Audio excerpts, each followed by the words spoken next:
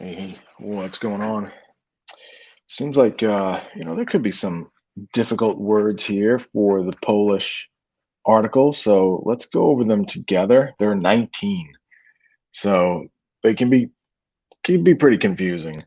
But here we have the first one is bovines, and they mentioned. I'm gonna just go down to 19 for a second. They mentioned this animal. It's a bison. Bison. I know it starts with a W, but it's actually pronounced vicent, almost like bison. So vicent, but bovine, this is a bovine. So animals that are like, you can see it's a cow, buffalo, bison, those would be bovines. It's like part of the cattle group, it says. So ceased, I mean stop. So sometimes you'll hear of like a cease and desist letter. If somebody is printing lies in a book about somebody and it's not true, they might get a cease and desist letter, meaning like you got to stop it. Cease.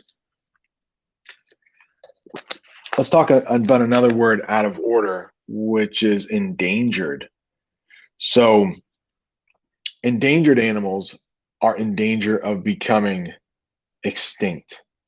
So, you can see a picture of a panda there. Endangered means there aren't a lot of them left. Extinct means there are no more left. So if there are no more animals left, they cease to exist. Ceased. Done. Conflict and confrontation. I want to talk about these two together. Conflict and confrontation. Because conflict is when you have like beef, I think, as some people call it, beef with somebody. So you might not like them, you might try to avoid them. We studied conflict in English. If you're in English class with me, it's just when two forces aren't really getting along. But confrontation, it brings it up to another level. So a confrontation might be a verbal argument or a physical fight. So confrontation. You can see Homer and Bart there. I mean, obviously they are having quite the conflict, but we could also call that a confrontation because it does look like Homer's. Let me see. I think Homer's. Yeah, he's strangling his son. Yeah, his. Yeah, right around his throat. So that's definitely a confrontation, more than just a conflict. They probably had a conflict before. Who knows? Maybe Bart was just being Bart, and then it turned into something a little bit more dissolved. It's a good one to know. Melted away. You can put salt in water and it will dissolve. So not all at once, but kind of slowly, not rapidly, because that would be something else. But usually dissolved takes a little while to work, but it does melt away. So dissolved, the salt dissolved in the water. Number 6, we talked about. Number 7, ideal. Ideal, like perfect. So, what is your ideal day? Are you staying in bed? Maybe somebody's serving breakfast to you and you're just binge watching Netflix all day. That might be ideal.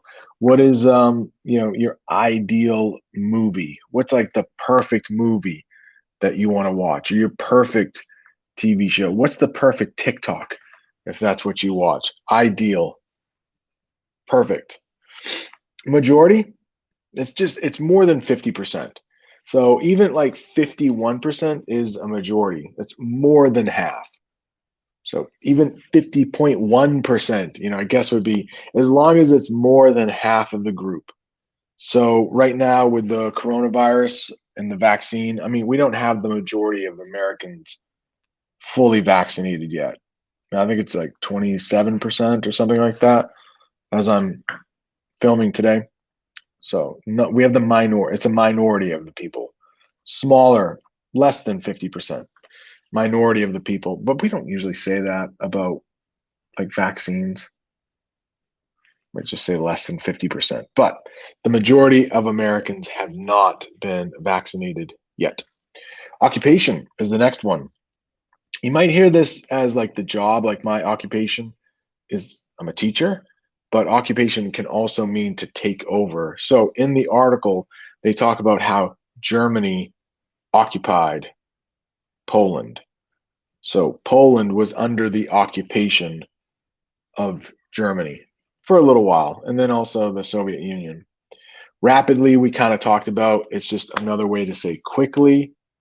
So hopefully Americans, if they choose to, will be vaccinated rapidly. Hopefully that's how it'll work.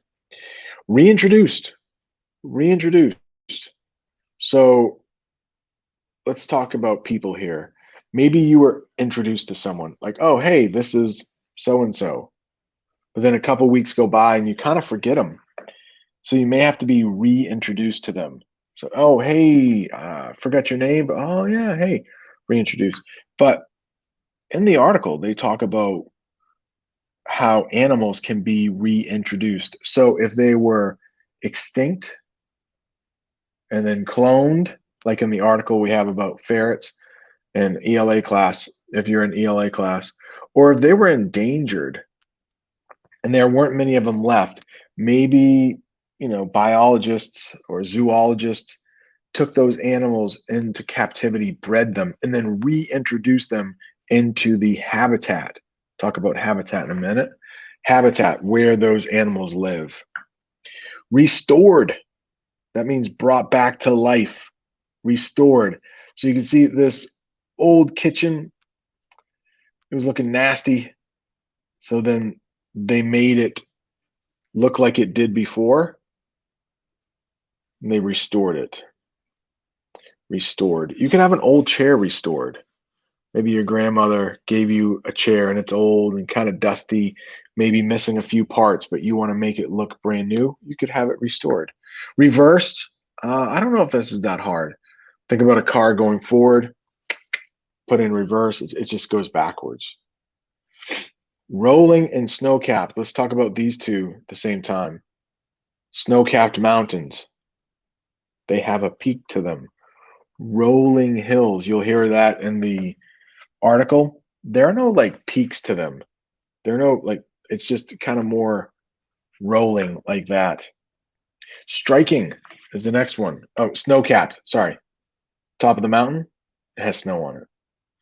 Striking. Noticeable. So there might be a striking difference between 2 days. Maybe one day it was very sunny and warm. The next day, cold and rainy. There's a striking difference between the two. And we usually use striking when it's like a real difference between two things. Or maybe there's an actor or an actress and they're walking along the red carpet and they might look quite striking. So you're like, whoa, whoa, you notice them. Tracts. It's usually large areas of land. So I think in the article they talk about tracts of forest. So it just means like a lot of the same kind of land.